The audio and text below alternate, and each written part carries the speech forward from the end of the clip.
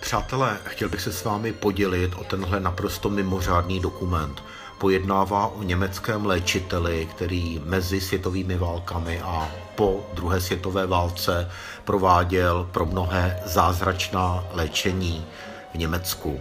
Bruno Gröning se postavil na balkon městečka a 30 000 zúčastněných nemocných, invalidů, mrzáků z války od něho slyšeli slova: věříte v Krista?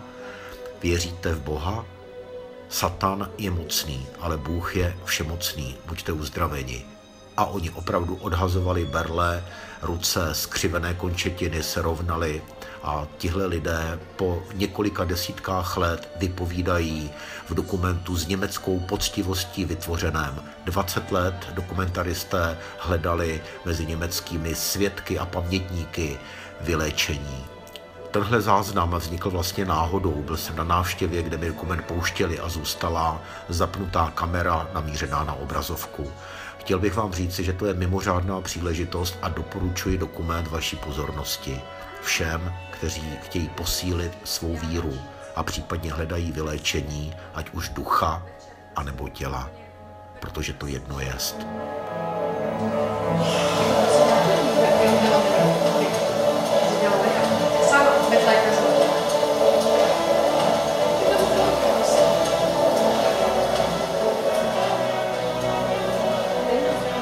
March 1949, newspaper reports abound. A little town in Westphalia suddenly becomes the center of public attention. There is talk about an alleged miracle healer.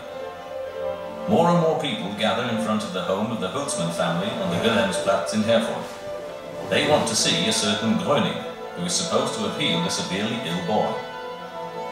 Many come out of curiosity, but most are hoping for help and healing through a man completely unknown until that time. They are all taken by surprise by this phenomenon, but many years before, he had already predicted that these events would occur. Dann erzählte mir in einer Nacht, then one evening he suddenly told me everything he would eventually do, that thousands of people would come to him, that he would heal, that scientists would come. And then I started to have my doubts and said, all right, that's enough, that's going too far. And then he said that I would be with him, that he would need me. That was even worse. Bei ihm sein, bräuchte mich. Das wäre noch schöner. Und eines Tages war verschwunden. War weg. And then one day he just disappeared. He was gone, and his wife was completely at a loss. He simply wasn't there anymore. Und ich komme in dieses Flüchtlingsbüro. Then I went into this refugee office, a cigarette shop, and the shopkeeper said, have you seen the magazine yet? The new one? I don't know if it was Quick or Review. I don't remember what they were back then. He said, here, take a look at the title page. The Miracle Doctor of Herfordu. That was the first report about the Holtzmann matter in Herfordu. Die erste Reportage über die Holtzmann-Sache in Herford. Und ich komme nach Hause. I go home, and there is a letter there saying that he needs me and that I should come. Und ich fuhr nach Herford und da war schon sozusagen Hochbetrieb. I drove to Herford, and when I rang the doorbell, there were already hundreds of people in front of the house. Everything was hermetically sealed, and no one was allowed in. Then an employee, Egon Arthur Schmidt, came and let me in. He said, Mr. Gröning is already waiting for you. After entering, I found out that he wasn't even there. He was somewhere in the Rhineland, in Viersen, I think. Yet the backyard was filled with sick people. Im Hof hinten waren aber Kranke und plötzlich fingen dort die Heilungen an. Suddenly, healing started in the yard, even though he wasn't present. And as we later reconstructed it, at the same time he was healing in Viersen, the healings were also occurring there in Herfordu. Herford auch die Heilung. Und ich war... And I was filled with awe and amazement. It affected me so deeply that tears ran down my face. And shortly thereafter he comes in and says, well, what did I tell you? Und sagt, na, was habe ich gesagt? It all began when Bruno Gröning took on the severely ill son of Mr. and Mrs. Holtzmann. They invited him to visit them after hearing of Gröning's unusual powers from an acquaintance. Litt an progressiver Muskeldystrophie. He was suffering from progressive muscular dystrophy, lay in bed and was no longer able to get up. That was what his parents told me, and that was also common knowledge. And according to the report, it was like this. Bruno came in and said, stand up, and the child got up. and afterward walked around, though in a handicapped way, but he did walk around. That's a fact that can't be denied. Wegzuleugnen. Nicht? Also, das war ja eigentlich der Auftakt der ganzen Geschichte. So that was actually the beginning of the whole story. I wasn't with him at the time when the healing occurred, but I also lived in the Holzmann house, and we were trying to organize things as much as possible. Gewohnt dann im Haus und wir haben dann also, soweit eine Organisation also überhaupt machbar It was war, mainly a matter of keeping the people out of the house who were naturally all pushing in to be with him personally, and it was hardly possible anymore. Hardly at all, you know. ging da eigentlich schon kaum noch, ganz wenig. Ne? One of those seeking healing was Georg Nowak. He had suffered for 4 years from continual headaches. Neither treatment by a neurologist nor months in the hospital had brought him lasting relief. He was regarded as incurable. Wahnsinnige Kopfschmerzen, Tag und Nacht, die hörten überhaupt nicht auf. Terrible headaches, day and night, they just never stopped. They affected me so much that I couldn't even walk straight. And then my colleague said to me, boy, that Gröning is here, a sort of miracle healer. Go and give him a try. Ach, sag ich, Mensch, wenn ein Arzt nicht helfen kann. And I said, if a doctor in that big hospital in Hanover can't help me, why should I go to Gröning? That's ridiculous. I'm not going to go. Oh, but there are thousands of people. It's swarming with people. The place is overflowing. Just go. You don't have to be embarrassed. Just go. Es ist voll. Geh doch mal hin, du brauchst dir doch nicht genieren, geh doch mal hin. Keiner sprach mit den anderen, alles war stumm. They didn't speak to one another. Everything was silent and still. No one said anything. And we waited for Mr. Gröning to appear on the balcony. Meanwhile, there was always the clock on the church nearby. The bells rang, and so we always knew how late it was. Immer wie spät wir hatten. Und am Abend erschien ein Mann. And in the evening, a man appeared on the balcony, but it wasn't Mr. Gröning. It was someone else. And he told us we had to be patient, and that we had to wait for Bruno Gröning. He isn't here. He's with the severely ill. You've got to be patient, but he's definitely coming. Und ganz bestimmt. Und keiner sagte wieder was. And everyone was silent again, and the man went away. And we waited and waited, and we waited 3 days and 3 nights. And then Bruno appeared. Dann ist der Bruno erschienen. Und als auf den Balkon kam, and then when he came out onto the balcony, there was, it's hard to describe, a restlessness. He's here. The excitement of it.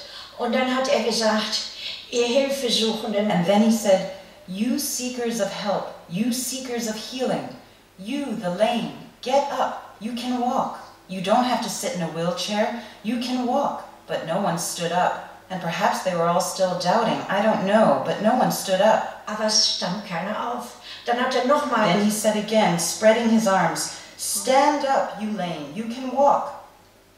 Und dann sind sie aufgestanden. And then they stood up. I was stunned when I saw that, and wasn't the only one with tears in my eyes. Wenn Sie dann gesehen haben, when you've seen people stand up like that, when Gröning spoke to them, or when he just stood there, or when he said, stand up now, and the people stood up, or when people with crutches threw them away and walked without them, then you can't look at such a person as a charlatan anymore. Charlatan, Betrag. More and more people report of extraordinary healings associated with Bruno Gröning. Even people diagnosed as incurable by physicians swear by his wondrous powers. It is clear to see that Gröning only speaks to the sick people, which makes the whole thing even stranger. A reporter from the South German Sunday Post reports, "It's beyond my comprehension. Bruno Gröning heals the lame, the blind, the dumb, one of the greatest phenomena of this century." That's the unanimous opinion of many experts about the Gröning case. Ich war ein junges Mädchen, 18 Jahre alt. I was a young girl, 18 years old, and I always had back pain. Actually, I'd had back pain since I was a little girl, and it got worse because I had a profession where I had to stand up. Ich einen stehenden Beruf ausgeübt habe. Und I heard about Bruno Gröning, and I thought to myself, go and see for yourself. Überzeugst du dich mal selbst. Und plötzlich geht ein Raum durch. Suddenly there was a murmuring among the people there, and they said, he's coming, Gröning is coming.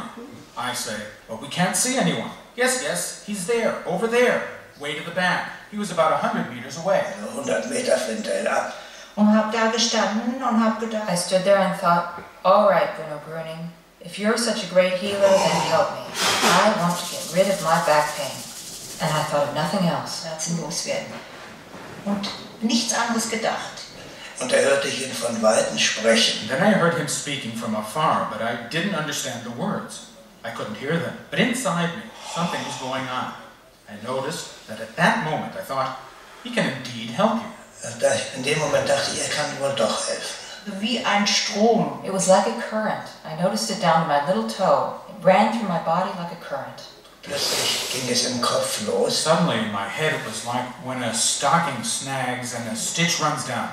That's how it was in my spine. 2 runs down into my legs, and then my arms and fingers.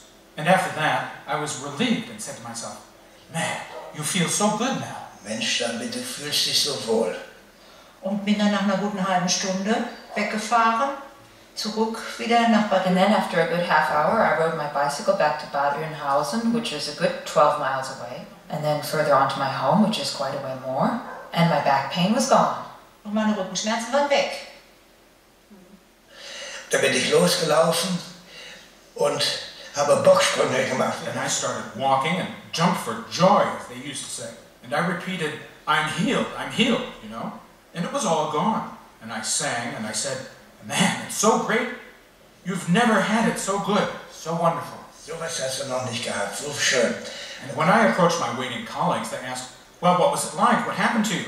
When I said, I'm healed and I don't have headaches anymore, they didn't believe me. And I reminded them, you were the ones who insisted that I go to see him. It's really true. You can believe me, it's true. After that, they asked me every day, have you had any headaches yet? I told them no. They also noticed that when I bent over, I didn't break out in a sweat anymore. That's right, the symptoms were gone. And since then, I haven't had any more headaches. I'm 80 years old now and still haven't had any. Und immer noch nicht. Und kam nach Hause und da saß mein Vater und mein erster. I got home and my father was sitting there with my first husband. I already had a close relationship with him back then. They were playing chess, and my mother came running in because, of course, I hadn't come home at the usual time, but rather a little later. Back then, people didn't have a telephone or anything, and I was excited. They could sense it. My mother said, you were glowing when you came in. Looking back, naturally, we talked about it. Im Nachhinein haben wir uns natürlich darüber unterhalten. Und ich habe dann zu ihr gesagt, es ist also was ganz Wunderbares passiert. Und alle 3 schauten mich nur an und ich I erzählte. told her, something really wonderful has happened. And all 3 of them just looked at me as I told the story, just as I'm telling it now. And then my former husband, my first husband, said, what nonsense. Und da spürte ich so richtig so den Zorn in mir And aufsteigen. then I felt myself getting really angry. But I didn't say anything. I turned around and I went out thinking, he's wrong. My back pain is gone. Als Dankeschön habe ich ihm To thank him, I laid out some provisions, something for him to eat. He got sacks and sacks of mail every day. They lay at his door, and I put the food next to them. Coffee, butter, sausage, and so on. und da habe ich das daneben gestellt. Kaffee und Butter und Wurst und so weiter. In Herford fing es langsam an, dass The mail here in Hereford gradually started to come in sacks, and we couldn't begin to open and process all that post. There was no way, no personnel at all for that. We couldn't keep up with it. It was put into sacks set aside in the corner more or less, and it was also impossible to handle specific letters. Letters of petition came for Gröning from all over Germany. They even came from abroad. The stream of healing seekers doesn't let up. Ja, ich wurde im Jahr 1943 an Bord eines U-Bootes verwundet. Yes, I was wounded in 1943 on board a submarine.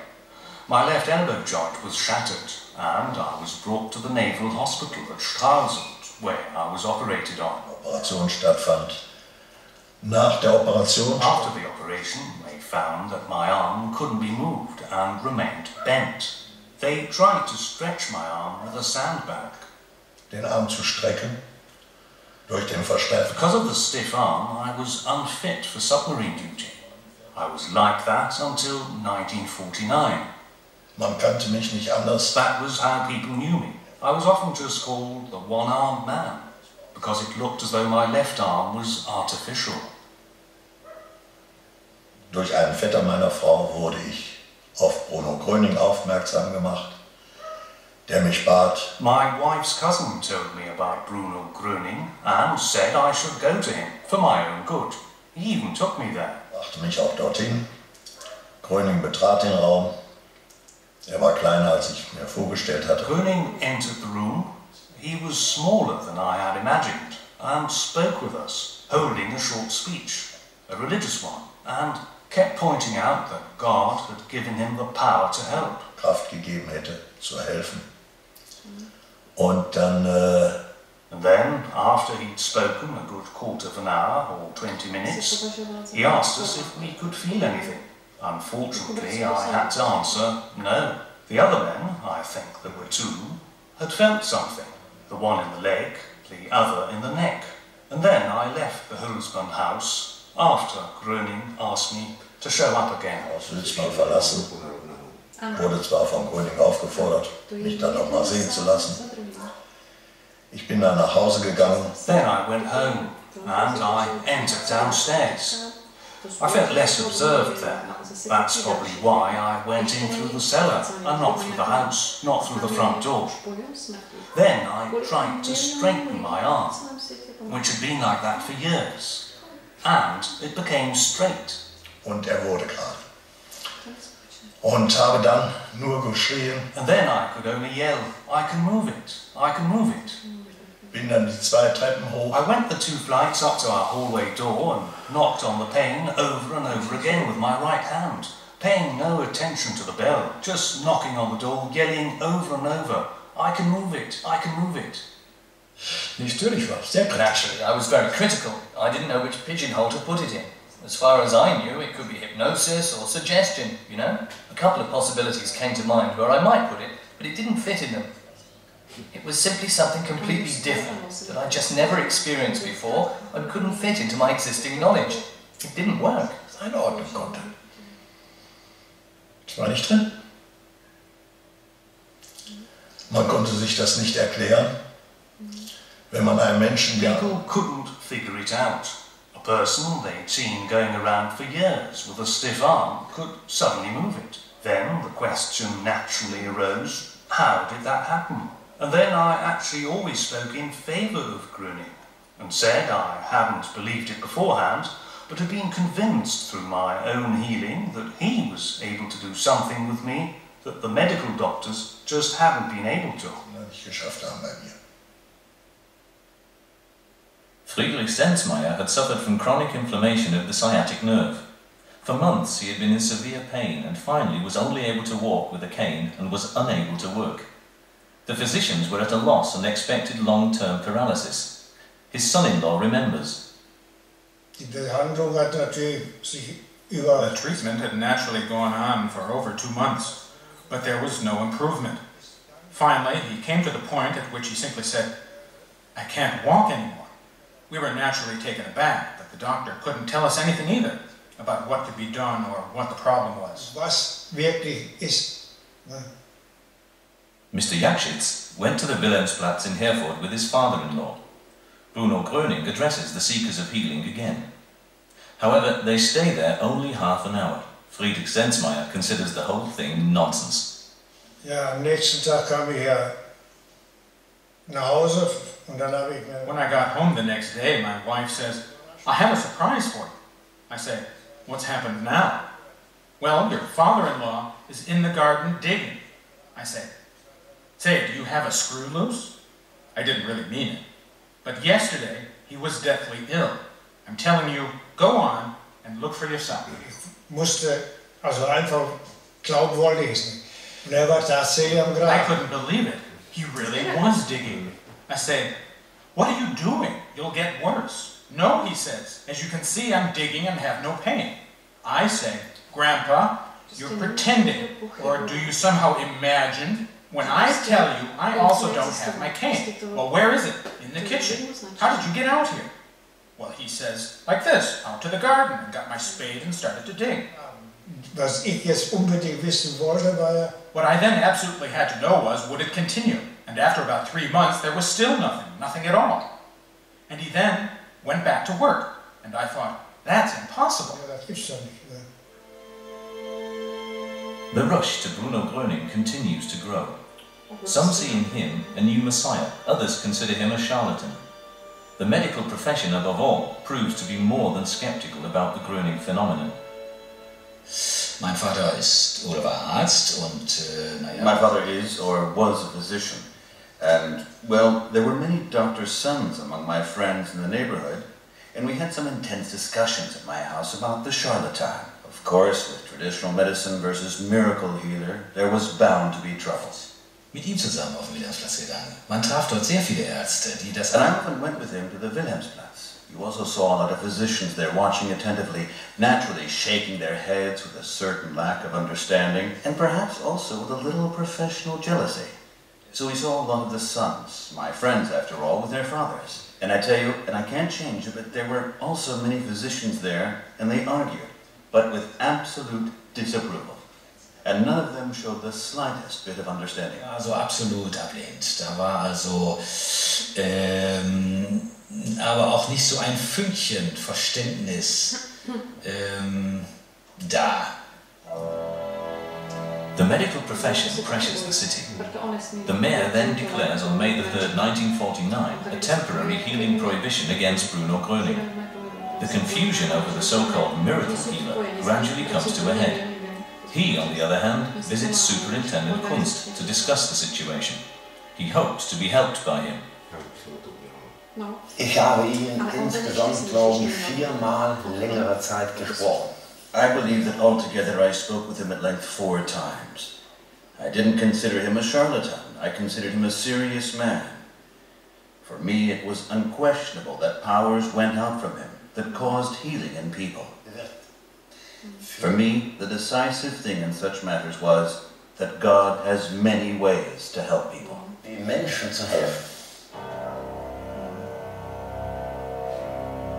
On May 13th, 1949, there is a conference of the Herfordu city administration with a medical examination and control commission that was called together to advise on the Gröning case.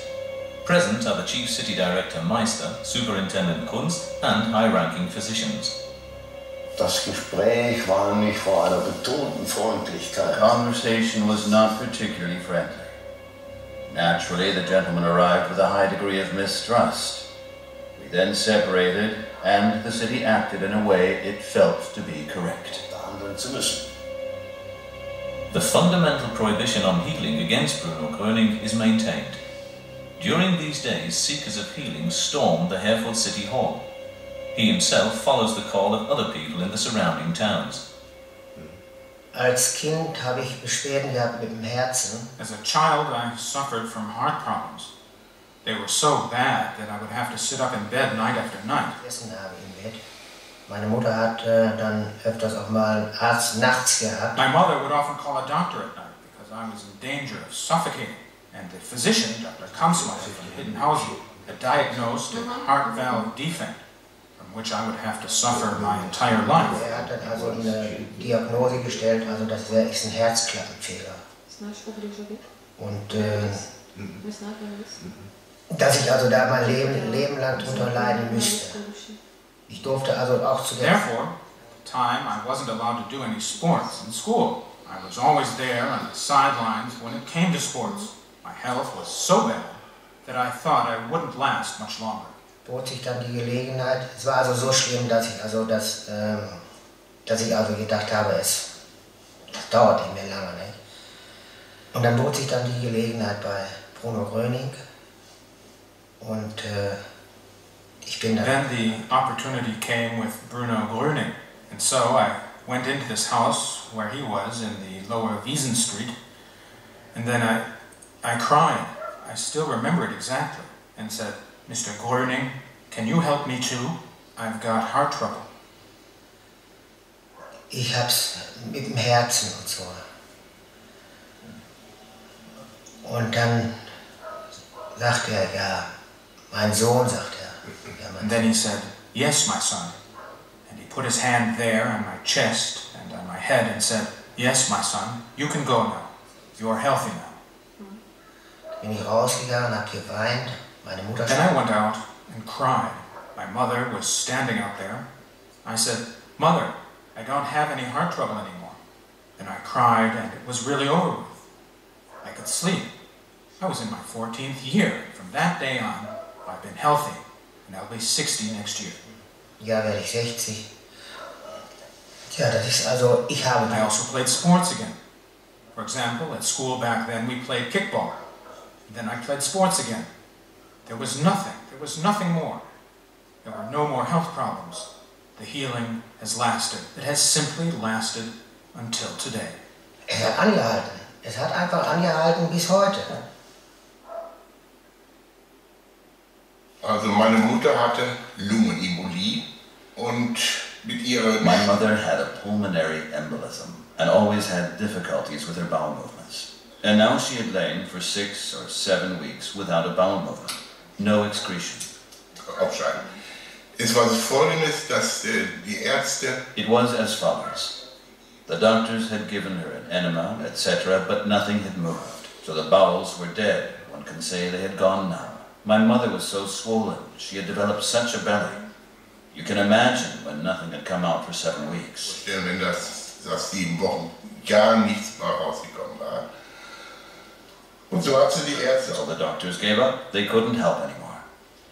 Jetzt, wie Herr Gröning da nun... Then, when Mr. Gröning was with us, he said to me, "Bring me a glass of water." Ja, und ich an der Pumpe habe Wasser geholt. So I fetched some water at the pump. So, Mrs. Graffarand, take 1 or 2 swallows now. And my mother drank. So, he said, "Do you know what you have just drunk? Your new blood, which is now running through your veins." Bruno Gröning often emphasizes that a person's blood is contaminated. He, on the other hand, is able to transform it through the power of God and thus enable healing.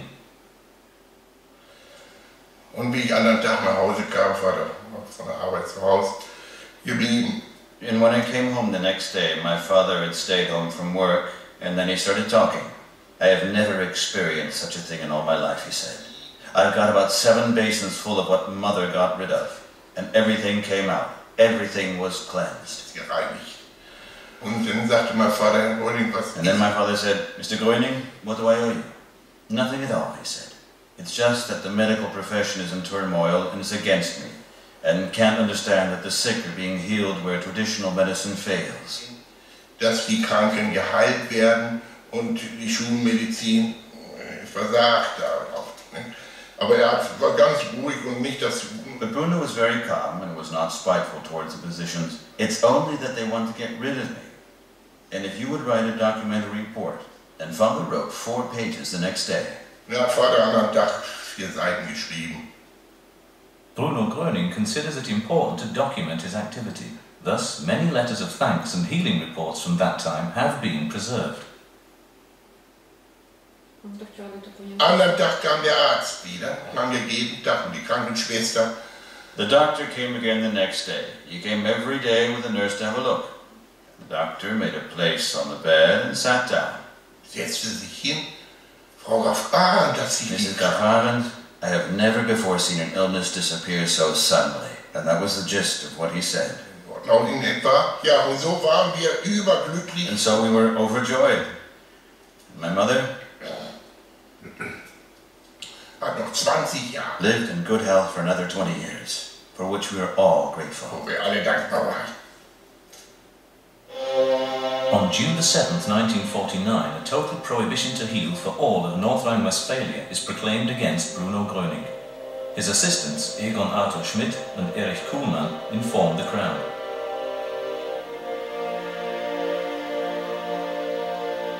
The situation becomes worse and worse for Gröning.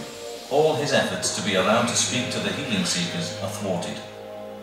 Also aufgebracht wurden. So the people became angry about the prohibition on healing. What happened then? There was the confrontation with the city director, I think that was what he was called, and with the police. And then the people protested because they wanted to forbid him his activity. So actually everything was always in a state of flux. Alles in Bewegung eigentlich.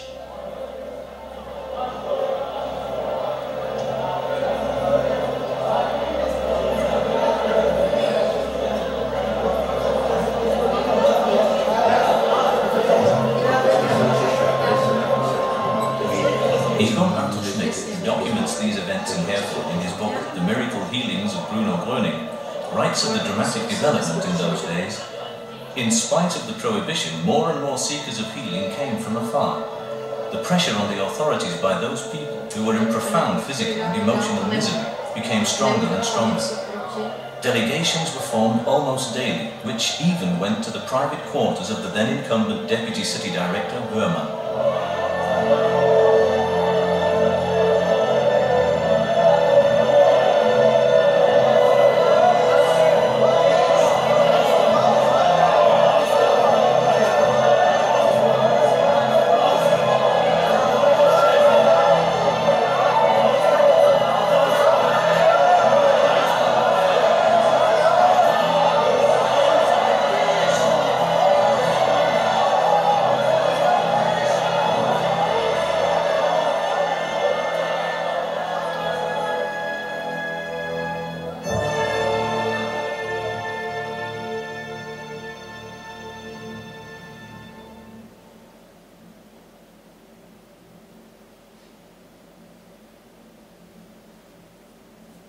I grant Gröning permission to heal, effective for this evening.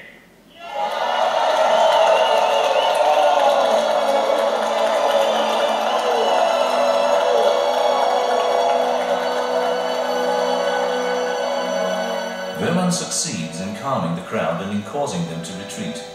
However, the hope and joy of the help seekers is short-lived. The prohibition is effective again the very next day.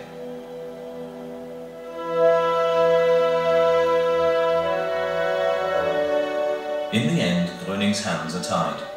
He is greatly disappointed over the lack of understanding for himself and his activity. He acts accordingly and leaves Herfordu, but not without leaving behind a lasting impression.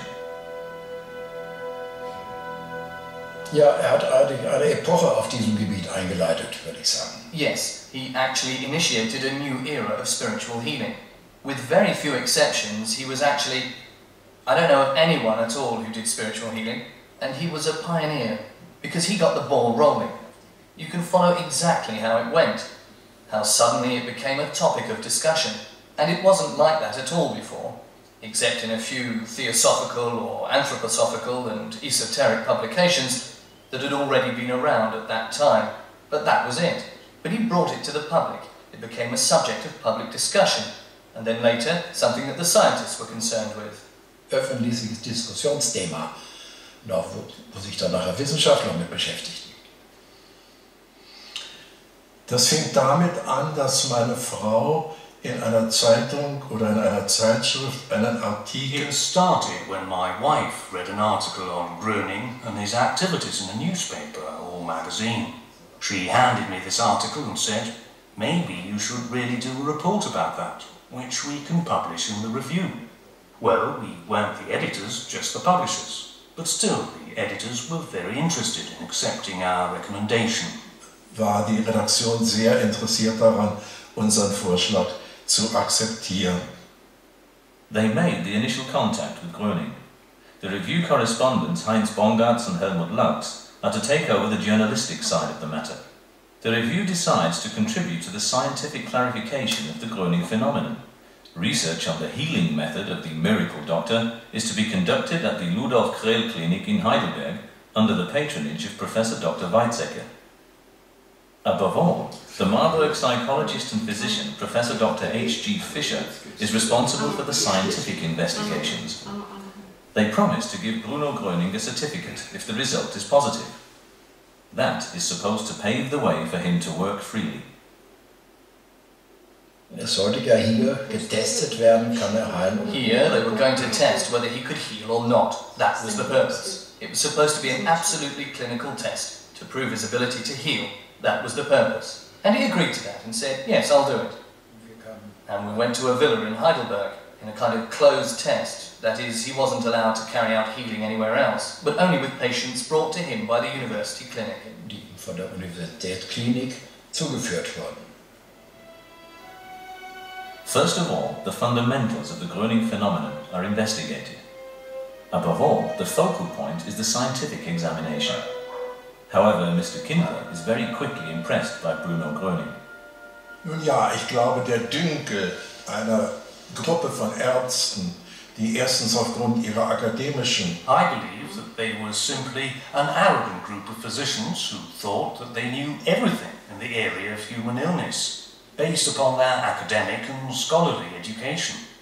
And they were naturally stunned that here was a man to whom people literally rushed without his doing anything, and that there weren't 5 patients, nor 20, nor 50, nor 100, but rather thousands of patients who flocked to this man. Sondern Tausende von Patienten auf diesen Mann einströmten. Das ist ja That's hard for a doctor to understand.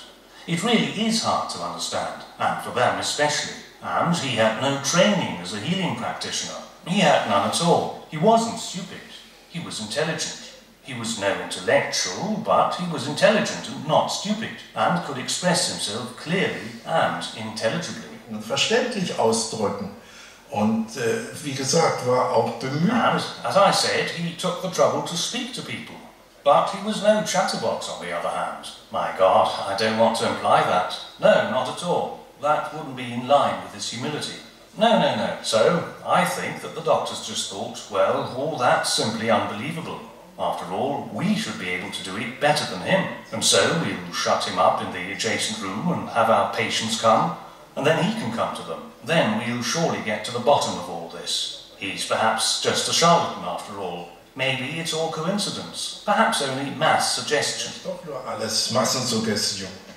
But I wouldn't believe that. Würde ich aber nicht glauben.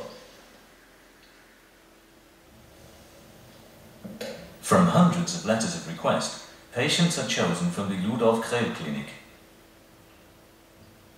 Danach wurden diese Patienten in diese Villa gebracht. After that, these patients were brought into the villa and later seated in a circle. He stood in the middle. Back then, there were huge tape recorders and everything was recorded on tape from an adjacent room. It took a great deal of technical effort. It wasn't as simple as today, and several doctors were around to take blood pressure and pulse. And then, Bruno Gröning began. But I can remember only one case. It was a female patient with chronic constipation, a constipation which couldn't be helped. And during the treatment, it started, and she had to go out. Nun ging das schon los, musste sie schon raus. The success with Else Jost is made public in the newspapers as an extraordinary event. The most impressive, however, was the Strobel case. He had suffered for years from Bechtereau's disease, which had led to a total stiffening of his spine. In addition, he was plagued by severe pain while walking and climbing stairs. Within a very short time, he is free of pain and can move about freely. Mr. Zelter, who was also a patient from Heidelberg, was examined by Professor Dr. Weizsäcker and diagnosed with a serious nerve disease and chronic inflammation of the spinal cord. Mr. Zelter was able to stand up for only a few minutes before collapsing. He was given only 5 years to live. Eines Abends saßen im Kreis. One evening, while we were sitting in a circle in the hall, he suddenly stood up, said nothing, and went out. I looked and looked. Where was he going?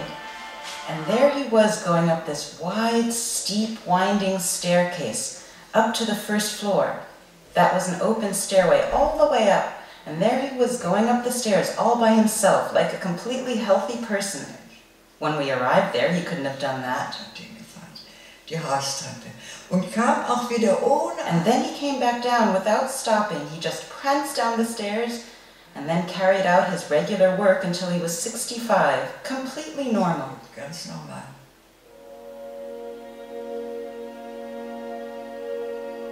The doctors appeared impressed.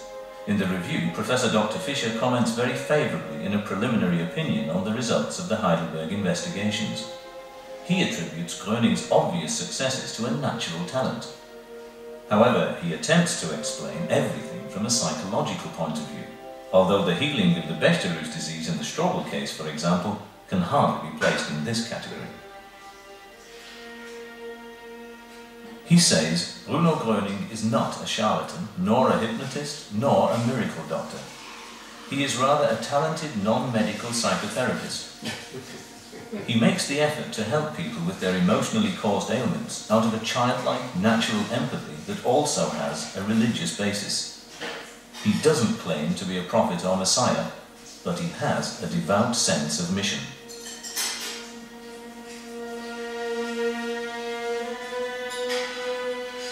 Professor Dr. Fischer then makes Gröning an offer that he does not, however, accept. Gröning wants to remain true to himself and his path and doesn't want to be restricted. He later writes in retrospect about this. Sanatoriums were supposed to be put at my disposal in which physicians too would be working. This was so that all cases could be checked in the greatest detail, so that further confirmation would be available not only for the public, but also for the medical profession. Professor Fischer, however, demanded from me a monthly salary of 3,000 marks, plus high daily expenses. And in addition, I was supposed to obligate myself to hand over to Professor Fischer 30% of all the beds. This was because, as he explained to me later, he would be able to register 30% of all those healed as healed by him. That is, be able to clock up 30% of all those healed under his name, and as being due to the effect of psychotherapy. I wasn't able to declare myself in agreement with this suggestion of Professor Fischer, and rejected it because I, 1, didn't have a single cent with which I would have been able to fulfill my financial obligations toward him, and 2, had never considered making a business out of the whole project.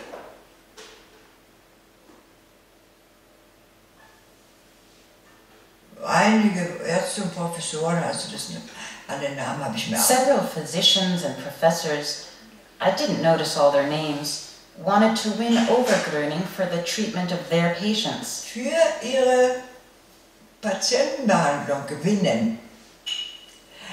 Aber das ist But naturally that turned out to be for their own profit.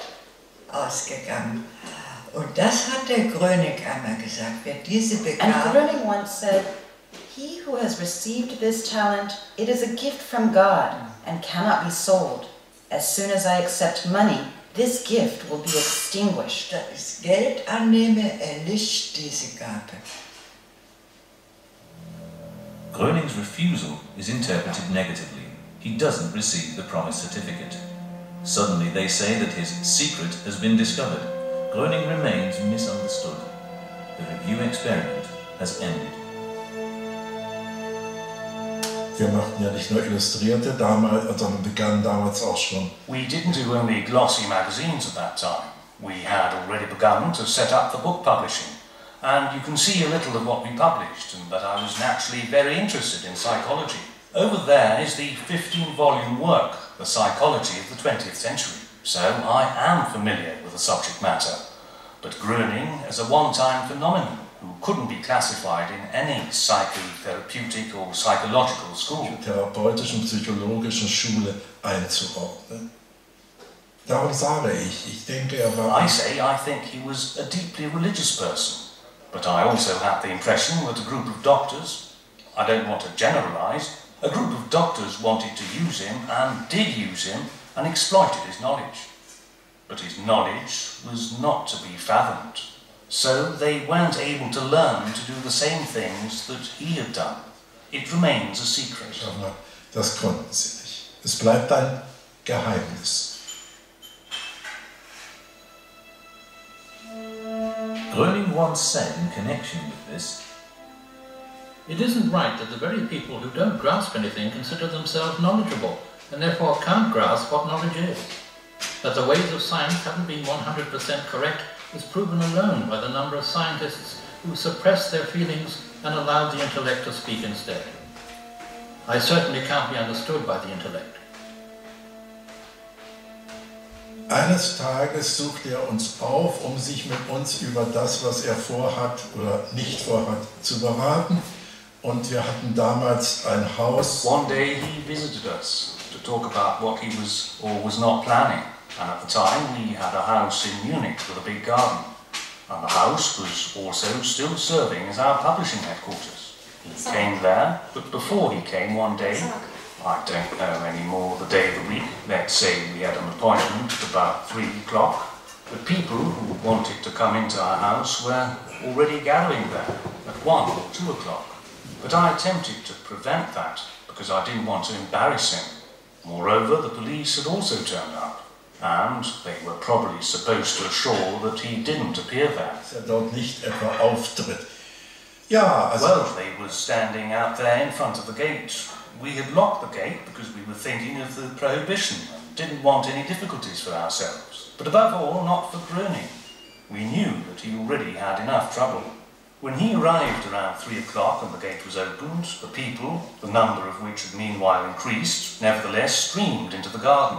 The police hadn't prevented it, nor of course had we, for we had no desire to get the crowd worked up. So we were concerned with the somewhat unpleasant thought that people were standing there who weren't to be let in, you know. Schöner Gedanke, der uns da beschäftigte, dass da Menschen standen, die man nicht reinließ. Ja? Nun gut, also sie kamen. All right, so they came in and were in the garden. And we went with Gröning into the house and sat down, my wife, he and myself. And the three of us held an intensive conversation, the details of which I can no longer exactly remember, or of which I can only remember little, if anything. Ja, genau, oder überhaupt nur noch wenig erinnern kann, aber der Eindruck war... But my impression was that a humble, believable, good-natured, cooperative man was sitting there, that we would gladly help, if it were at all possible for us. Beistehen würden, soweit das überhaupt in unseren Möglichkeiten lag. Und ich erinnere mich an eine Kleinigkeit. And I remember a small detail, that I was sitting there with crossed legs, and I don't know how, but the conversation turned to bodily functions. And he said, would permit himself to say, perhaps one should, perhaps I shouldn't do that. That wouldn't be organically good. It would be better if I just sat there in a casual way. I think that he might be right. Ich glaube, könnte recht haben.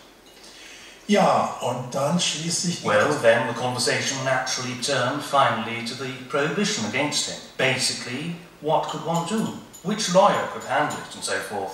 But above all, should I go out and tell the people, please go home? I say, we can't treat the people like that. And he was of the same opinion. He also said, I can't get around the fact that people want to speak to me, but on the other hand, I have to conform to the prohibition. So I'll go out and say something, namely, that I just can't say anything. And that's what happened. I took him outside. In the garden, we had a big swimming pool, a square one, but without water. It wasn't filled at the time. And on one side of the pool, there were some steps going to a little hill with a little sitting area. Das ist eine kleine Treppe zu einer kleinen Höhe, zu einem kleinen Gartensitzplatz. Dorthin brachten meine Frau. My wife and I took him there, expecting him to go up the few steps and address the crowd around the pool from there, and tell them how sorry he was. Stehende Menge zu sprechen, zu sagen, wie leid es ihm tut. Aber siehe da, blieb stehen. But see, he stopped. Didn't go up the few steps, and instead went down into the swimming pool, the dry swimming pool. In den trockenen Swimmingpool. Das fanden wir. We found that touched us immediately, and I must say I find it also psychologically so interesting that instead of speaking to the people from above, as we'd expected, he went down and spoke up to the people around him. Zu den ihn umgebenden Menschen spricht. Es war eine große Stille. It was very still, and he just said how sorry he was and how much he hoped that it would change again, that he would be allowed to devote himself to patients. But today he couldn't do that yet, and that they should understand that he could not act in violation of the prohibition. But then he said he'd like to say goodbye and moved toward people who were especially in need of him, on stretchers and in wheelchairs, and gave them his hand, saying, get well soon. In den Rollstuhl. Und denen gab er die Hand und wünschte ihnen gute Besserung. Und siehe da, einer von den... And see, one of the people lying on a stretcher got up and said, I'm well, I'm well. And in the wheelchairs, admittedly, people do often sit in wheelchairs who are only partially, who just can't walk properly. In any case, several stood up from the wheelchairs, and it was deeply moving to watch. Next to me was a physician who turned toward me and said, as a physician, one is ashamed of one's helplessness. Und sagte, als Arzt schämt man sich ob seiner Hilflosigkeit.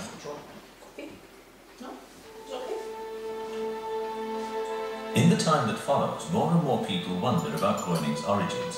In various biographical statements, he writes, I was born in Gdansk, Oliver, on May the 30th, 1906, to August and Margareta Gröning as the fourth child of 7 siblings.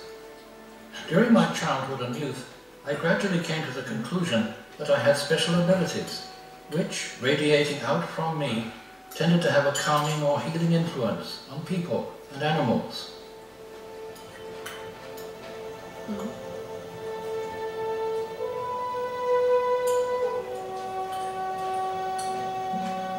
My relationship with the family was strange and tense. However, my imprisonment in the family house didn't last long, because I early and very often freed myself from it.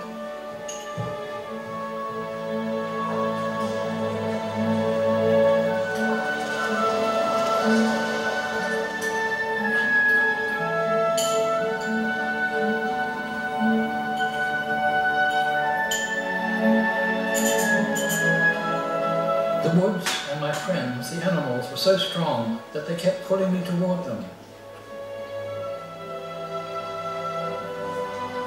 There I experienced God in every shrub, in every tree, in every animal, even in the rocks. After a short time there, I'd feel secure, but there I wasn't so alone. I also came to the conclusion as a child that animals usually considered shy or vicious were good-natured and tame when with me. I spoke with all animals. In short, we got along very well together.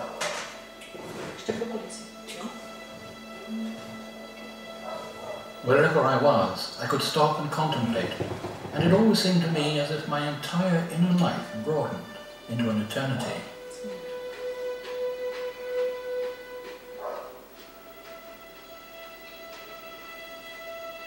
In the family home, there was very little understanding towards little Bruno. He was often beaten and dismissed as crazy. Bruno ist mein Cousin. Und meine Eltern erzählten das. Bruno is my cousin. My parents said that as a small boy, he was already a strange sort, as they say. He went walking in the woods a lot, and one day he started collecting bread. His parents wondered why. And he said that he had to collect and dry out the bread to bury in the woods, because he believed, or that's what he said, that a war was coming and that they'd need something to eat. Im Wald vergraben. Und weil glaubte, oder hat das auch gesagt, dass ein Krieg kommt, dass sie später irgendwas zu essen haben.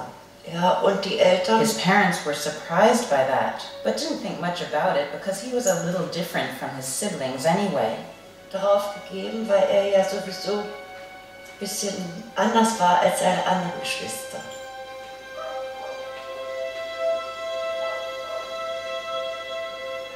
In an affidavit in the year 1949, August Gröning said of his son Bruno, "He was even able to predict certain events, such as the beginning and end of the First World War. He also predicted the death of his mother, as well as the beginning of the Second World War in 1939. He saw and predicted it all. He also had a characteristic that enabled him to heal people from illness and relieve suffering.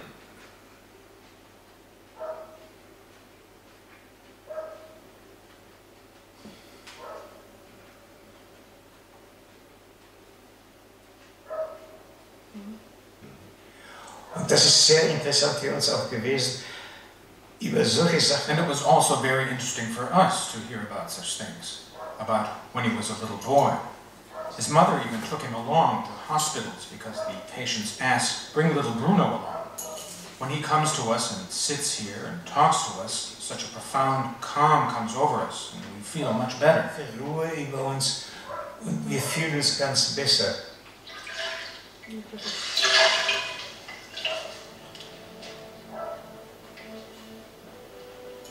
Mother, can you still hear me?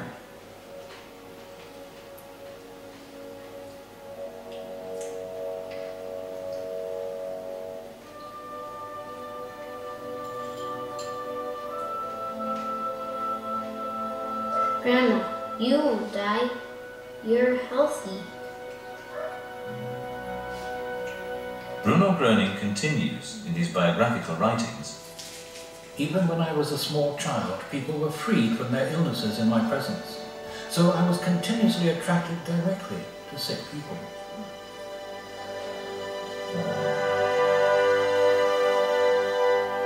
I attended public school. After discharge from there, I started a commercial apprenticeship. I was there 2.5 years. I had to give up that training at the request of my father because it was my father's wish for me to learn a building trade. I followed the wish of my father and learned carpentry. However, I didn't graduate with examination because at that time in Gdansk there was high unemployment. For this reason, I had to give up my training 3 months before graduation because the firm where I trained had to close due to insufficient orders.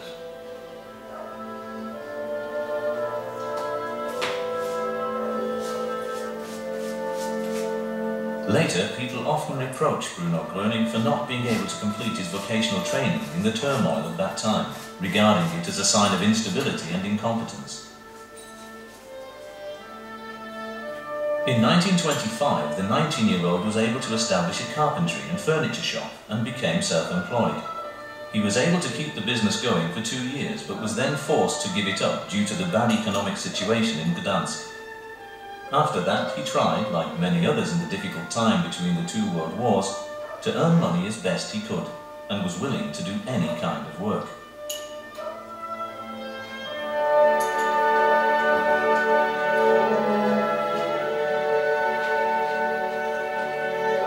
I carried out all those jobs with interest, and I especially wanted to undergo an apprenticeship in which I could study the knowledge and know-how of people in all situations and on all social levels, and learn how they structured their lives. I sought not only the poorest of the poor, but also the richest of the rich to learn how they lived. Max Brun, an early friend of Gröning, remembers, "It was in 1931 when I urgently needed living space for my family. The search led us to the house in Gdansk Langfuhr, 77 Ring Street, number 2. We were taken in and were given one of the rooms in the 2-room flat where Bruno Gröning lived. Even back then, Bruno Gröning never thought of himself. His supreme commandment was to help his fellow man and give them new strength. To him it didn't matter whether the person was seeking health or needed some other help. Even then he was often called to go to sick people. But he would never take a penny for it, regardless of what the problem was. On the contrary, he would even give these people his own last cent. But I would also like to especially emphasize one thing. It concerns the things that have happened in the world in the past years, including the partition of Germany. Even the beginning and the entire course of the war have taken place precisely as Bruno Gröning predicted."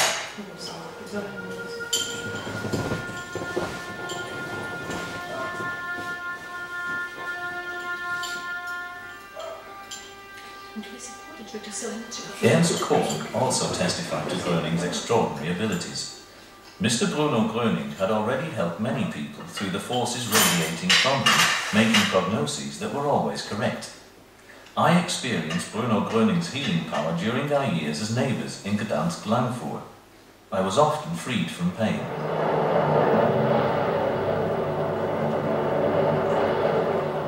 When the Second World War broke out, Bruno Gröning was 33 years old. He himself regarded the war as a clear sign of how far man had separated himself from God. He remembers in his biographical statements, I was inducted into the army in 1943 at the age of 37. There was trouble because of my attitude. For example, a court-martial was considered because I had stated, "Whether you send me to the front or not, I will shoot no person."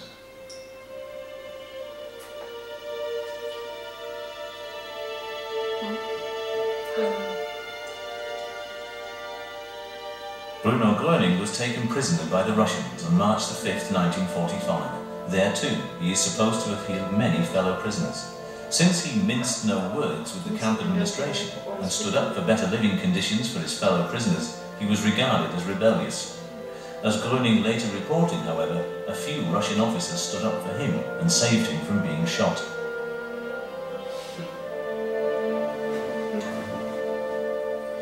Hat mir einmal gesagt, wie ich in Russland in Gefangenschaft. He once said to me, "When I was a Russian prisoner of war, I made life easier for many of my comrades. And the Russians themselves came to me and said, 'You're a second Rasputin.'" Sie sind ein zweiter Rasputin. Ich habe Herrn Leis, der auch im Gefangenenlager von Bruno Gröning war, I knew Mr. Leis, who had also been in the prison camp where Bruno Gröning was, very well, and he confirmed that Bruno Gröning had even then helped many people who experienced recovery and help, and that he had been through a lot with him. Und hat vieles mit ihm erlebt. Auf der Heimfahrt von der Gefangenschaft im Eisenbahnwaggon. Da ist mir der Bruno Gröning begegnet. I met Bruno Gröning on the train when returning home from imprisonment. We even lay next to one another. Not right away, but after a time he told me all the things he could do and that he was a miracle healer. And he told me all about what he would eventually do.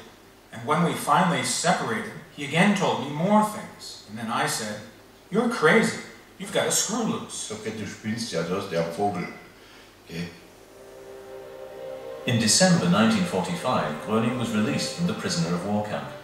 He picked up his wife and went to Dillenburg. However, she didn't want to hear anything about his healing abilities, and a short time later told him that he had to choose between her and the help seekers. That led to a separation. Bruno Gröning continues in his biographical writings.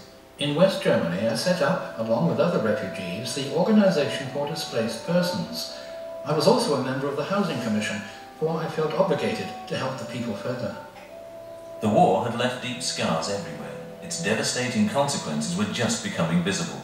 17 Stunden, ohne Wetter. 17 hours of incessant attack. All the people were lying on the ground. Then the next day, or during the night, I'm not sure anymore, my hand was paralyzed. I couldn't bring a spoon to my mouth anymore. The shock, you know? Der Schreck, versteht sie? Und nicht, dass ich geweint habe mit dem Verlust. It wasn't that I was crying over the loss of property. You have to be happy that at least you weren't burned up with the house. Also, und diese and my lame hand was treated as well as possible, but it was still lame. Was möglich war, aber sie war immer noch gelebt. After the turbulent days in Herfordu and the scientific investigations in Heidelberg, Bruno Gröning is invited by Mr. Habart in August 1949 to his stud farm, the Traberhof, near Rosenheim. He wants to withdraw here for a while to avoid the tumult surrounding him. At first, he succeeds in keeping his stay a secret. However, after the first newspapers report on his arrival in Bavaria, the news spreads like wildfire. Well, it really looks very good, Mrs. Banner. I think with the tablets we'll soon have it under control. But I've already been taking them so long. I realize that, Mrs. Bernhardt. Just trust me. Well, get well soon and stop by again next week. Thank you, Doctor.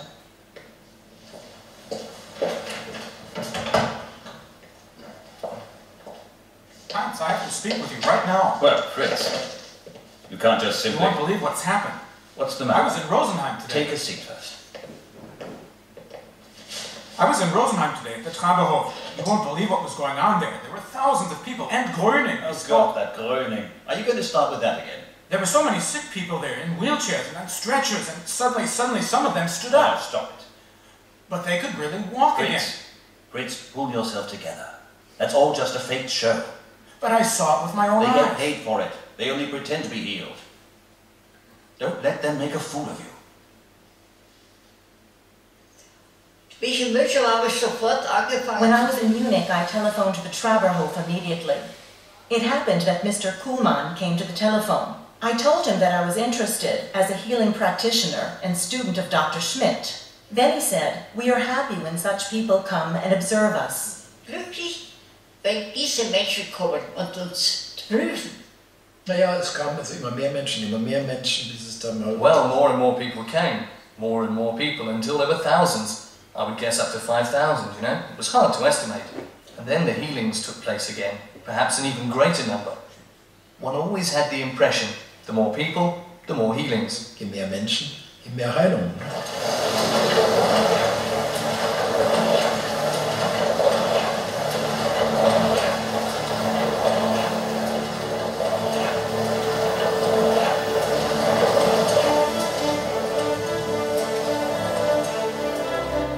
The press starts a big fuss. The reports are numerous. They report in a sensational style, and the Traberhof is now called the Bavarian Lourdes. As a result, there are soon mass gatherings. The Traberhof becomes the rallying point for countless seekers of healing.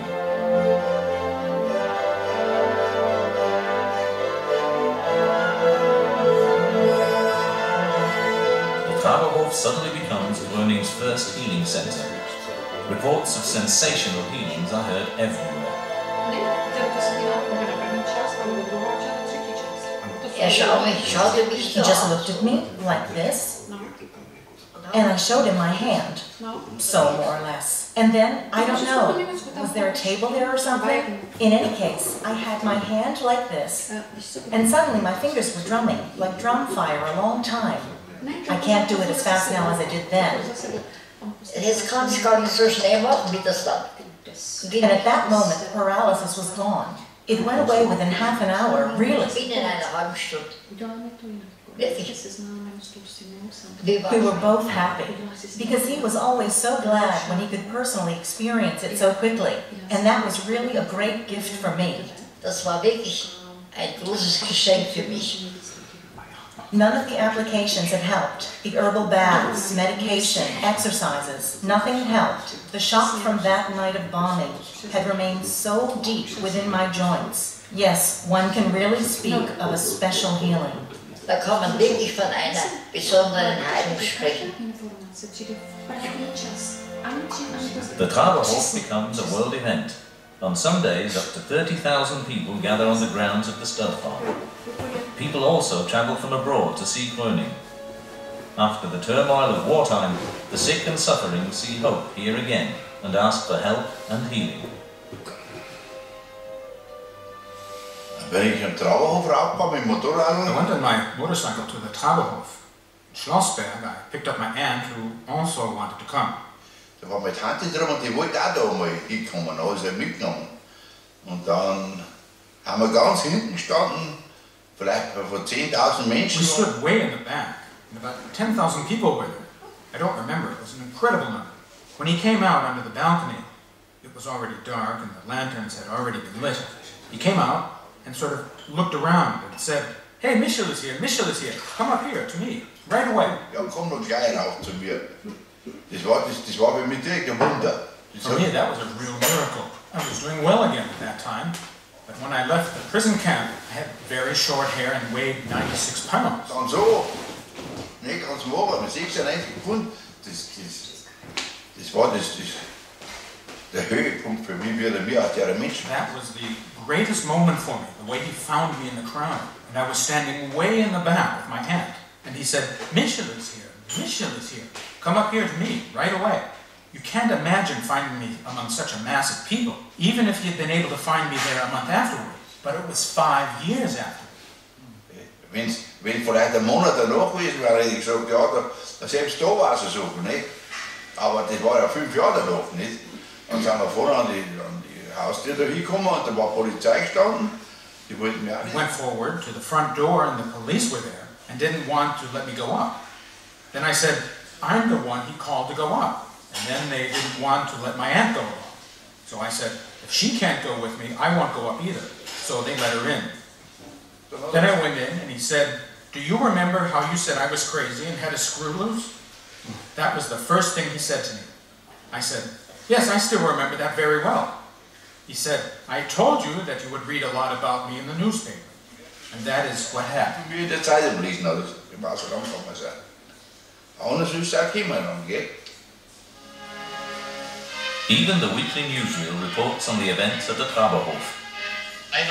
Today's new catchword, Bruno Gröning. The man who attracted attention with his strange healings in Herfordu, Westphalia, has meanwhile moved to Rosenheimu in Upper Bavaria. Since then, the crowds of healing seekers and the curious have been camping day and night in front of the Traberhof, Gröning's current residence and workplace. Gröning's special powers, the revelation of his previous successes, and the faith of his followers, often causing ecstasy, have rendered the Gröning case a much-discussed phenomenon. Science is taking a cautious stand, above all in regard to the lasting effects of Gröning's healings.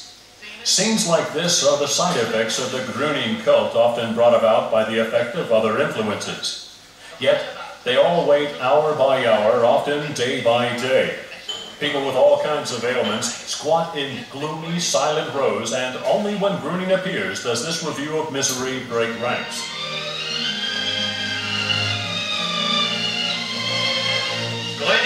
Gröning's appearance on the balcony is the moment they've been waiting for, a strange, dubious phenomenon of our times.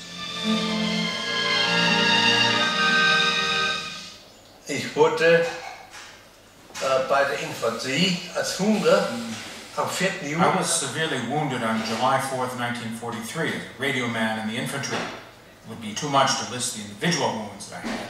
In any case, I was severely wounded. The most important thing was my brain injury. I was shot in the head, and the fragment was operated out in 1946. But the essential thing was that I was partially paralyzed on the left side. My whole body was filled with pain, and I had a terrible time walking, so all I could do was stumble along. Meanwhile, I went for treatment at the Brain Injury Center in Munich. However, the head physician, Dr. Vonia, a very good doctor, was unable to help me at the time.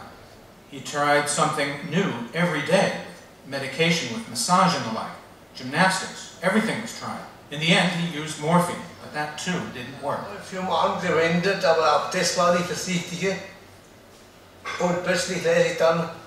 And then suddenly, I read one evening as I was returning from devotions, I saw a comrade of mine sitting at the window in front of me reading a tabloid newspaper.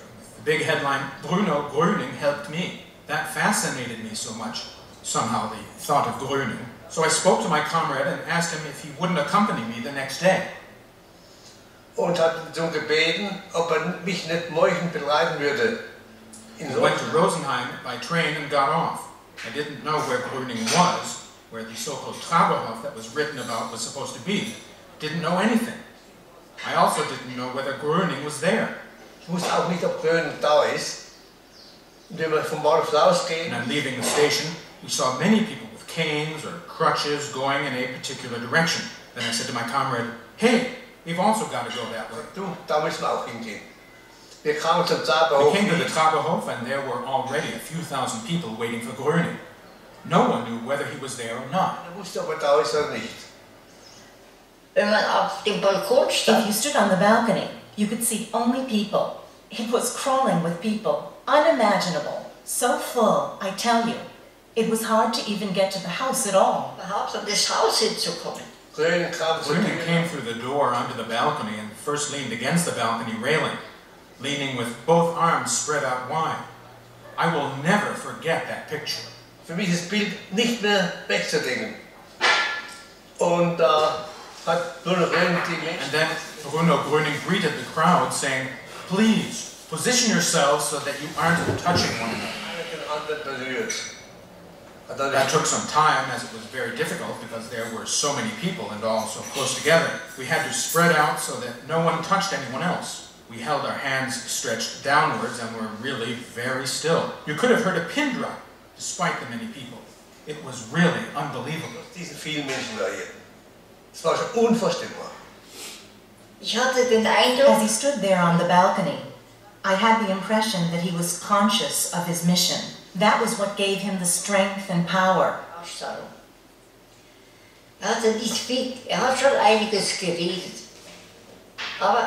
He said a lot, but for my ears the most important thing was, you must believe in God and you should trust me. Everything else was just so many words, understand? That became the foundation of his work. The following occurred in my body. I became very hot inside, felt my blood so strongly and felt my pulse so strongly. It beat as if, so to say, I heard the pulse of the blood running through my body. I became incredibly warm. It was such a strange feeling, the likes of which I had never before experienced, I have ever since. Auf jeden Fall ging es von dem Moment an besser. In any case, from that moment on, I felt better. That revealed itself only after the healing, when we left to travel back. I was able to take normal steps again, instead of just stumbling along as before. My colleague no longer had to lead me. I could walk normally. I even carried my cane part of the time and walked freely without it. My comrade said, "What are you doing there?"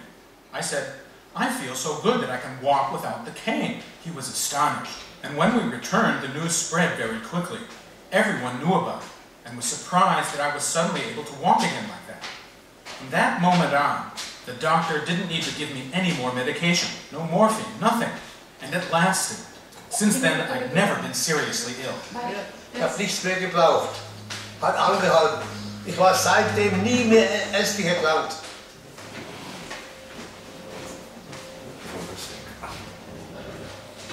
I am not here to hold big speeches, but to mediate help and healing.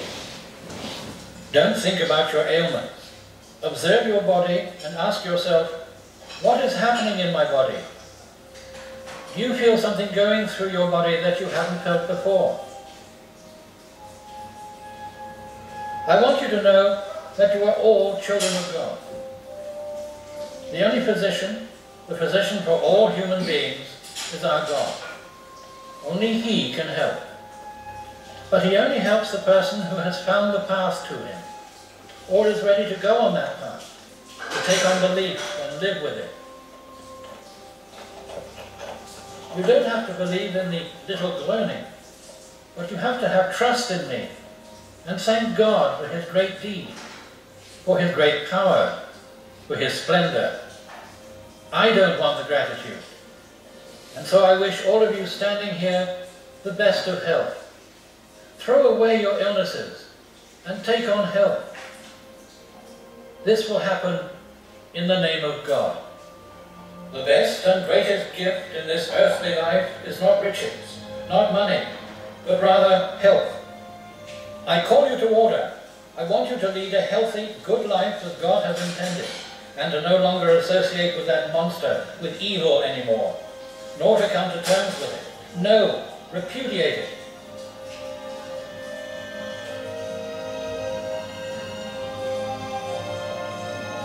When you do all of that, only then does God begin to work in man. Order is God. Order is health. I can see him. I can see him. I can see him. I can see him. I can see him. I can see him. I can see him. I can still remember one case. A blind man who suddenly yelled out in the crowd, "I can see, I can see." When I brought him up to know for sure, after all, it was after dark. I said something like, "How many windows are lit in that house?" and so on and so forth. And he answered me. Später habe ich diesen Mann dann, weil wir Zeugen mal für einen Prozess brauchten, in München, irgendwo hatte ich seine Adresse. Later I visited that man because we needed witnesses for a lawsuit in Munich. I was somehow able to get his address. It was a really primitive hut, sort of a little cottage. He was busy hanging wallpaper. Obviously he was able to see, you know. Sicherlich konnte er sehen, ne?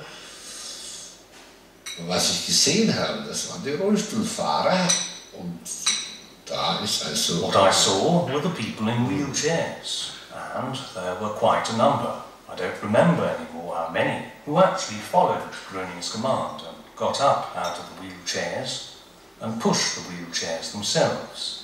That's what I saw. Haben den Rollstuhl selbst geschoben, das habe ich gesehen.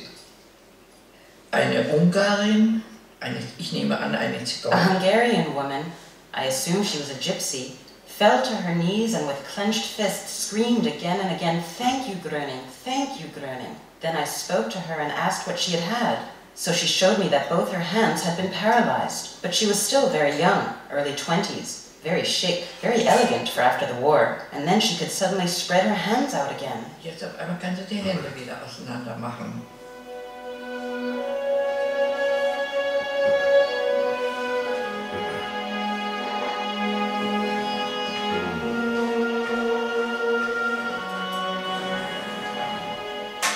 Im Pferdegestüt am Gatter habe ich mich da ein bisschen zum Ausruhen angelehnt. Sitzmöglichkeiten gab es ja nicht. I was leaning on the fence of a stud farm to rest a little. There was no place to sit, you see, when a man came up to the hurdle and wanted to jump over it. And I said, "Why are you here?" And then he jumped over. It was at least a meter high, or 1.2 meters. He placed a hand on the hurdle and jumped over it. I said, "You're out of place here. What are you doing here?" I've been here the whole week. It must have been Thursday or Friday. And on Sunday I was here the first time, and suddenly I can walk. I said, that's impossible. No, it isn't, he said. I was lame. And he opened his wallet and showed me a photo of himself severely handicapped. And he was pictured on 2 crutches. He said, it's been 4 or 5 days and I can walk. Don't need crutches anymore. Und sagt er, jetzt sind es schon 4, 5 Tage und ich kann gehen. Brauche keine Krücke mehr. Sonst hätte ich, wenn mir nicht auch seinen Ausweis gezeigt hätte. Otherwise, I wouldn't have believed him if he hadn't shown me his ID. Oh, was he ever beaming with joy. I tell you, he had a lot of energy. He was at least 50. To jump over the hurdle, not even all young people can do that. That was really impressive. Also das war schon beeindruckend. At that time, a great documentary film was made on Bruno Gröning and the extraordinary events at the Traberhof. Rolf Engler is responsible for the direction and production. The film is supposed to depict the events in an objective, informative way. News of further healing continues undiminished. Herr Bawel hatte multiple Sklerose. Und ist während des Krieges... Mr. Bawel had multiple sclerosis, and during the war he was sent from one hospital to another. No one could help him. It was so bad that he could no longer work after the war. They had fled to Rosenheim from the Sudetenland. Sie waren aus dem Sudetenland geflüchtet nach Rosenheim. Seine Krankheit war so weit fortgeschritten, dass nur noch sitzen konnte. His illness had progressed so far that he could do no more than sit. He could barely stand, and when he shaved, he had to hold one arm with the other in order to do it. Dass das vollführen konnte, die Tätigkeiten. Ich war öfter mal bei ihr gewesen und sah, wie I was often at her house, and I saw how sick her husband was. He was only able to move forward from the bed to the table. Someone had to hold his hand so that he could bring a spoon to his mouth. So he was a very, very, I would say, deathly ill person who was just vegetating away. Kranker Mensch, der nur so dahin vegetierte. Stand mit seiner Frau am Traberhof unter Tausenden von Menschen. Alle warteten. He was standing with his wife among the thousands of people at the Traberhof. Like them, everyone was waiting for Bruno Gröning. And then it was said that Bruno Gröning had to go away. Mrs. Bawel left her husband and went quickly over to where the car with Bruno Gröning was starting. Gröning startete. Und sie rief, Herr Gröning, ich bitte Sie, helfen Sie meinem Mann. She called out, Mr. Gröning, please help my husband. She asked from the bottom of her heart. And he reached out from the car and held her hand firmly. And she ran along as the car started to move. And he finally said, he will be helped. Es wird ihm geholfen sein. Es war ihr diese Begegnung mit Bruno Gröning so wertvoll, dass ihre Hand gehalten hat. This encounter with Bruno Gröning meant so much to her because he had held her hand. Automatically holding up her hand and arm, she fought her way back through the crowd to her husband and said, well, my dear, this hand has just held the hand of Bruno Gröning. And she gave him her right hand. Und in dem Augenblick ist ihm eine Kraft zugeführt. And in that instant, a power entered him and took over his entire body. And he felt so good that he suddenly had the feeling that he was free from burdens, illnesses, and handicaps. He was able to walk to the train. Konnte zum Zug laufen. Mein Mann hatte mir von der Fabrik oft irgendeinen Jungen geschickt. My husband often used to send a boy from the factory to give me messages. We had no telephone. So when someone knocked at the door, I said, just come on in, Max. And suddenly there was Mr. Bavai standing before me. I said, have you just run up the stairs? He said, yes, that was me. I said, but that can't be. I've been healed, and I'll have a lot of trouble. I have to go to various physicians, I have to report everything. Since I'm well, they'll stop the pension that I've been getting because of the illness. I can take on a job again any time. So we were naturally all speechless. Bekommen habe, denn ich bin ja gesund. Ich kann ja ohne weiteres wieder einen Beruf ergreifen. Also wir waren natürlich alle sprachlos. Mr. Bavai's success report is also taken down in an affidavit in order to document the special events. Later, he even becomes a close associate of Gröning. His old ailments never return. Many other people report of similar phenomena.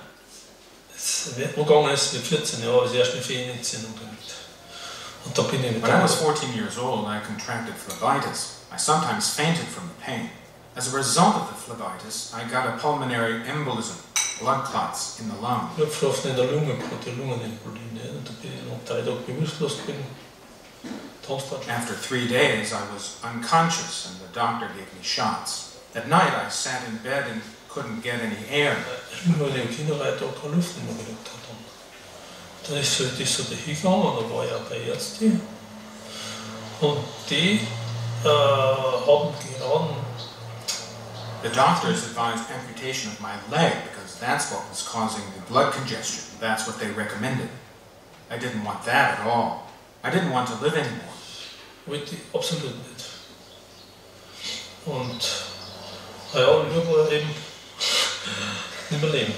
It seemed impossible that anything could help. Da noch was hilft, oder so. Mr. van der Witz is one of the many healing seekers at the Traberhof. He stands in the midst of the crowd, hoping that perhaps he can still be helped through Bruno Gröning. So ungefähr eine Stunde, da ist mir so gut gegangen und bin weggeführt und leicht und war der innere. After about an hour, I felt so good. I felt so calm and light. The internal pressure and all the pain were gone. From then on, it went very well for me. I was able to sleep at night again. I didn't have any more trouble with my heart or breathing. The village doctor that had previously treated me moved away. Later, he asked my mother if I was still living. My mother said, "Yes, he's doing quite well." He couldn't believe his ears. So, ja, geht's gut. Der ist von Staunen nicht mehr rausgekommen. Der war noch mit 50 Jahren. At 50, I once asked my mother why I hadn't been given the farm back then. The doctors had said I would only live to be 30 to 35 at the most. Ja, aber die Ärzte haben gesagt, ich wäre höchstens 30, 35 Jahre alt. Dann habe ich da aber noch nicht gekriegt. Countless healing reports from that time testify to the variety of healings. Elisabeth Schwert had been deaf in her right ear for 20 years. She is healed, although the doctor treating her had declared that it would be impossible for her to regain her hearing. Mrs. Loschelders is healed from Bechtere's disease. At the Traberhof, Hugo Pacholke is healed from rheumatism and sciatica of long duration. The 57-year-old Senta Sartner is cured of the stuttering that she has had since she was 6. Mrs. Kozinosmina is healed from the neuralgic pain she has had for 10 years. Hans Schonauer is healed from multiple sclerosis of 11 years duration. He now walks easily without a cane. Lina Brandl is also healed. She had had inflammation of both hip joints for 10 years and had been declared incurable. Johann Schäfer is healed from a very painful duodenal growth and a severe gastroptosis of 13 years duration. Paula Behmer is cured of a severe heart ailment. Johanna Bayer suffered from asthma for 20 years and had such shortness of breath that her heart was in danger of failing. Her healing is even confirmed by doctors.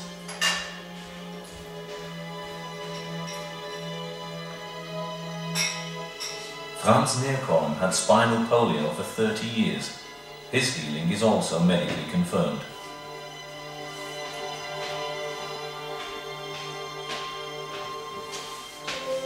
On August the 31st, 1949, Bruno Gröning holds a press conference which he himself called in the gaming room of the Traberhof. He asks the journalists to report objectively and truthfully and to stop further sensational reporting. A short time later, a positive attitude of the Bavarian ministry towards the Gröning case is published in several newspapers. Prime Minister Erhard declares that one shouldn't allow the work of an extraordinary phenomenon such as Bruno Gröning to fail through legalistic nitpicking. Gröning's healing activity is regarded as a free activity of love. Meanwhile, the healings at the Traberhof continue. Im Ort war eine Frau, die war blind. There was a blind woman in the town, Mrs. Haberland. A person in the neighboring town was blinded in the First World War. They said I should take them along. Aber die haben es auch eens probiert, nicht? Dann haben sie gesagt, ich soll doch mitnehmen raufgehen.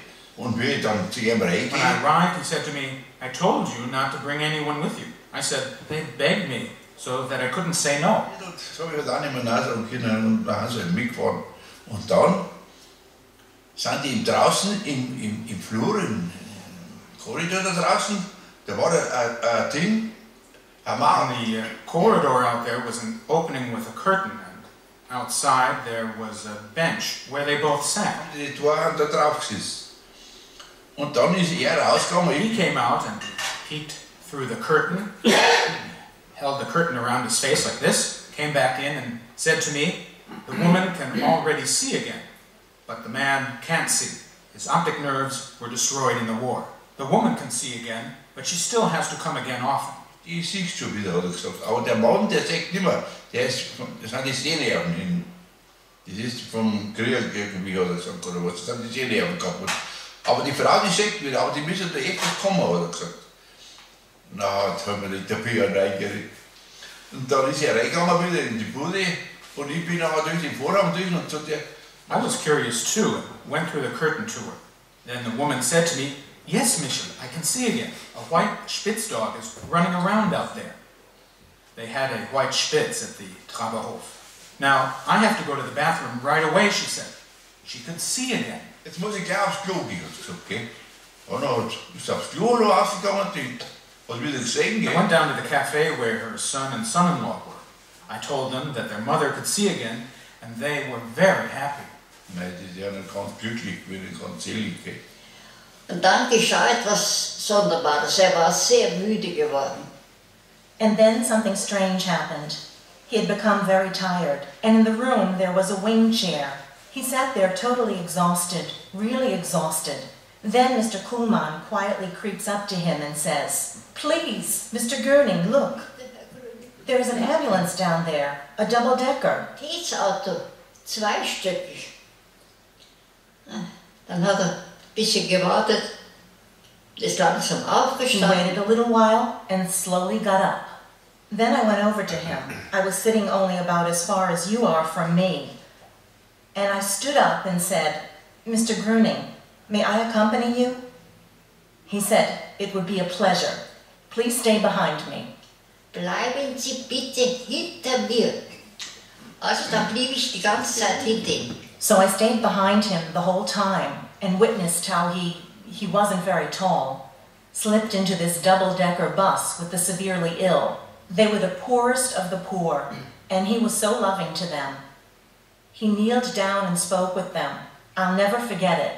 You could sense his love. Ich werde das nie vergessen.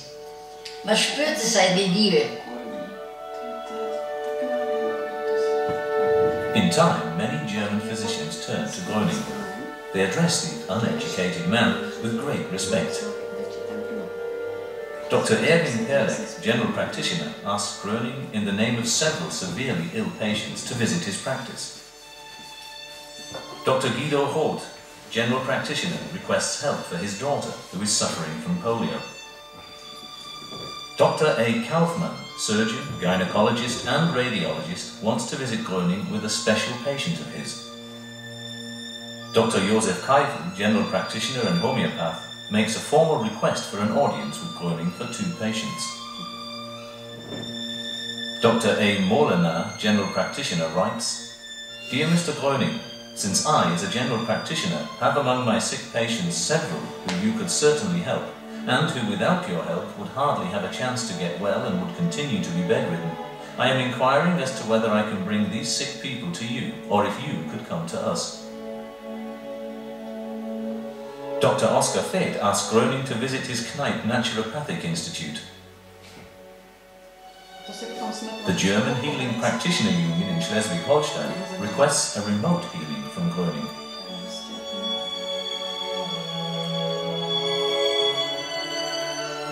The League for Supernatural Healing writes, Dear Mr. Gröning, we have followed closely all of the reports on your work up to now and sincerely hope that the authorities will soon come to an appropriate understanding with you too. The representatives of folk medicine in particular can testify to the prejudice with which the German bureaucracy has behaved for years in this field. Dr. Zetti too turns to Gröning. Der war sehr positiv eingestellt, der Dr. Zetti. He had a very positive attitude, Dr. Zetti, and Gröning had also been to his practice. Dr. Zetti had often gone to the Traberhof, and he was very impressed and was absolutely convinced. That's the best way to express it. Kann ich nicht anders sagen. Dr. Zetti, a general practitioner from Munich, had already made contact with Gröning. He writes in an article, The Gröning phenomenon interested me as a physician so much that I have already spent many weeks, many days, but also many nights at Gröning's side. Through personal contact and the greatest concentration, he is able to heal or at least provide relief to the sick with the most severe ailments within a short time, among them even the blind. I've witnessed it myself. Wir hatten zum Beispiel am Traberhof, war es For example, we often had, I think it was at the Traberhof, Jesuits from the Jesuit College, which still existed near Munich at that time, but no longer today. There were a lot of Jesuits there who asked him religious questions, who conversed with him about religious problems. Just think about it. They're people who are 100% educated in the subject and have tremendous knowledge, but they were incredibly interested in him.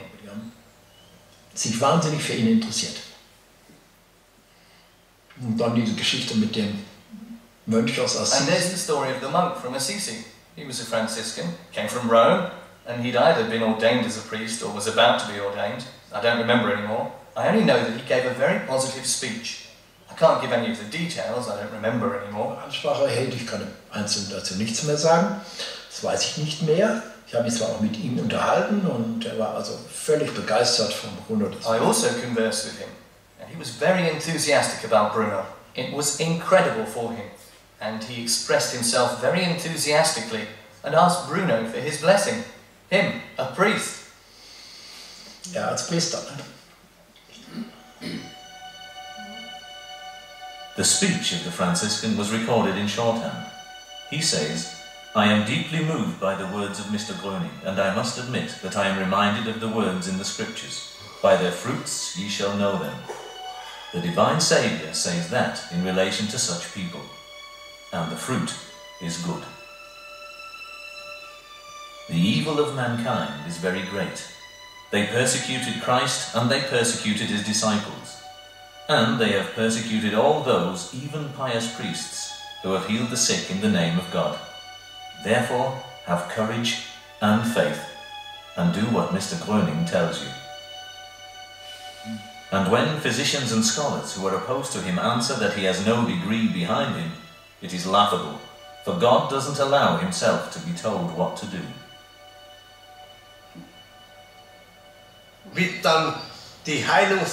As Bruno's healing ceremonies were thus far concluded, the Catholic and Protestant priests began to sing the hymn, Great God, we praise thee, and all the people there in the field sang along.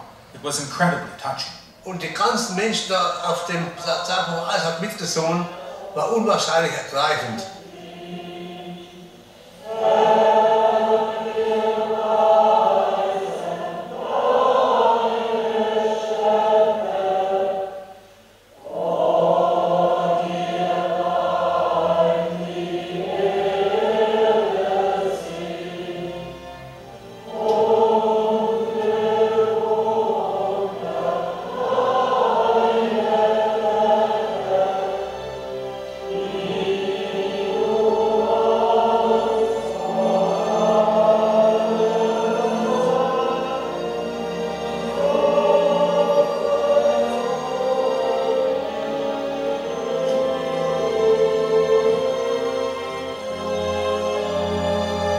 Traberhof has now been a place of pilgrimage for some time.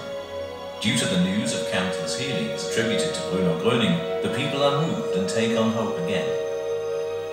The reports spread like wildfire throughout Germany. Even abroad, Gröning is no longer an unknown. Whether out of curiosity, a longing for the sensational or a genuine desire for healing, the people stream in ever-growing swarms to the Traberhof, that which he himself had never strived for, but which had been triggered by the sensational reporting of the media, now reaches its climax. The mass gatherings, however, also awaken the forces of opposition. Soon, the tide will have turned for Bruno Gröning.